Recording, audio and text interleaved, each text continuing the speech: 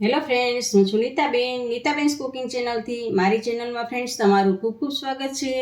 આજે હું તમારી સાથે શેર કરવાની છું બટેટાની ચિપ્સના ભજીયા, જે આપણે એકદમ ક્રિસ્પી અને કુરકુરા બનાવીશું અને એક અલગ જ મેથડથી બનાવીશું. તો ફ્રેન્ડ્સ, મારો આ વિડીયો તમે પૂરેપૂરો જોજો.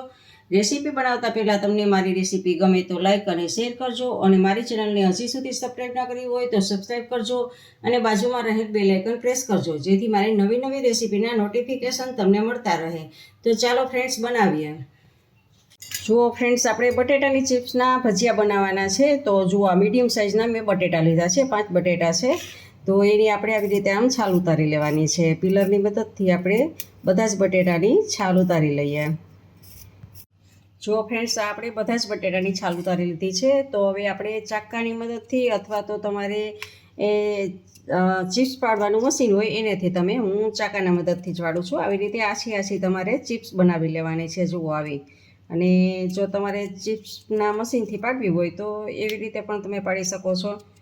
તો ફ્રેન્ડ્સ, જો બધી જ આવી રીતે આપણે પાડી લઈએ.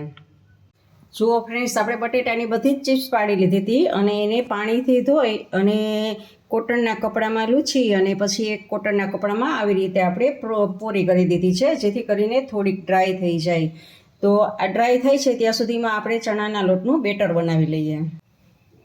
જુઓ ફ્રેન્ડ્સ, બેટર બનાવવા માટે આ 1 કપ આપણે ચણાનો લોટ લીધો છે. આ વજનના માપે આપણે 100 ગ્રામ છે.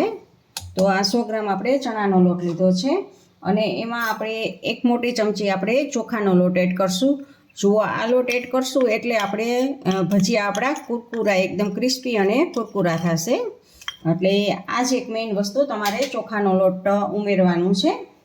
અને 2 લીલા મરચાંની ઝીણી કટ કરેલી કટકીયા છે એ ઉમેરશું. અને 1 ચમચી આદુની છીણ ઉમેરશું. અને 2 ચમચી લીલા ધાણા ઉમેરશું. એ અડધી ટીસ્પૂન આપણે અજમો ઉમેરશું. હવે સૂકા મસાલામાં આપણે સ્વાદ પ્રમાણે નિમક એડ કરશું. અને પીળો કલર આવે એ માટે થોડીક આપણે હળદર એડ કરશું. અને થોડીક આમાં હિંગ એડ કરશું. અને લાલ મરચું પાવડર પણ થોડોક આપણે એડ કરશું. જુઓ, આ બધું જ આપણે એડ કરી દીધું છે. હવે આપણે પાણી નાખીને મિશ્રણ કરવાનું છે. આમાં ઈનો કે સોડા એવું કંઈ નાખવાનું નથી. જુઓ ફ્રેન્ડ્સ, આ બધું જ આપણે મિક્સ કરીએ છીએ. જુઓ, આમાં તમારે મરી પાવડર નાખવો હોય તો મરી પાવડર પણ નાખી શકો છો અત્યારે, પણ હું મરી પાવડર નથી નાખતી. અને હવે આમાં થોડું પાણી એડ કરી અને આપણે બેટર બનાવવાનું છે. બેટર બહુ જાડું પણ નહીં અને પાતળું પણ નહીં, એવું બેટર બનાવવાનું છે. તો થોડું એડ કરતું જવાનું છે. જુઓ ફ્રેન્ડ્સ, આ રીતે તમે ભજીયા બનાવશો ને ચિપ્સના, એટલે એકદમ સરસ બનશે. ક્રિસ્પી ને ખૂબ જ સરસ લાગશે. આપણે મરચાંની કટકી ને ધાણા ભાજી ને એ બધું જ નાખેલું છે અંદર, એટલે એ મસાલા બધા પણ ચિપ્સમાં ચોંટી જશે, એટલે ખૂબ જ સરસ લાગશે. જુઓ, આવી રીતે ફ્રેન્ડ્સ તમે બેટર બનાવી અને એક વખત તમે પણ ટ્રાય કરજો. આવી રીતે ચિપ્સના ભજીયા બનાવજો. અને ચાલુ વરસાદ હોય ત્યારે બનાવજો, તો બનાવતા પણ વાર નથી લાગતી, ફટાફટ બની જાય છે અને ખાવાની પણ મજા આવે છે. જુઓ ફ્રેન્ડ્સ, આપણું આ બેટર બનીને તૈયાર છે. જુઓ, આટલું આવી રીતે આમ રાખવાનું છે. આ જુઓ, તમે જોઈ શકો છો. જુઓ, આટલું પાતળું પણ નહીં અને જાડું પણ નહીં, આટલું રાખવાનું છે. તો આપણું આ બેટર રેડી છે. હવે ગેસ ઉપર આપણે તેલ મૂકી દીધું છે. જુઓ ફ્રેન્ડ્સ, આપણું તેલ આવી ગયું છે એકદમ ફૂલ. આપણે ગેસને સહેજ આપણે ધીમો કરી દીધો છે. અને જુઓ, આ ચિપ્સને આપણે આવી જ રીતે આમ પાડી લેવાના છે. આવી રીતે આમ મૂકતા જવાના, 2 બાજુ આમ કરી અને વધારાનું આમ ફેરી લેવાનું છે બેટરને. આ જુઓ, આ ચિપ્સમાંથી વધારાનું બેટર હોય એને આમ કરી લેવાનું છે અને પછી મૂકવાનું છે, જેથી કરીને વધારે બેટર નહીં રહે, એટલે આપણા ભજીયા ક્રિસ્પી બનશે. તો જુઓ, એવી રીતે આપણે બધા જ ચિપ્સને આવી રીતે બોળીને આમાં નાખતા જઈશું. અને જુઓ ફ્રેન્ડ્સ, આમાં આપણે બધા જ મસાલા નાખ્યા છે, એટલે મસાલાવાળી સરસ આપણા ચિપ્સના ભજીયા થશે. આપણે લાલ મરચું પાવડર ને બધું જ નાખેલું છે, લીલા મરચાં, ધાણા, એટલે એકદમ મસાલાવાળા સરસ થશે.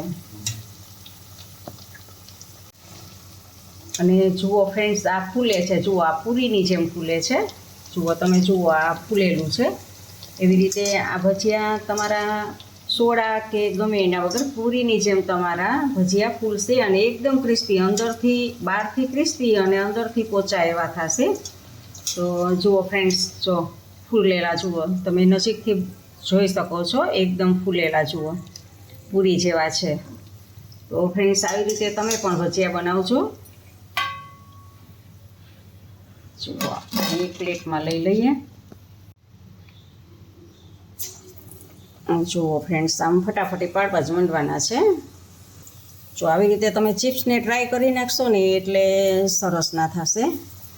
વધારાનું પાણી બધું જ શોષાઈ ગયું હશે.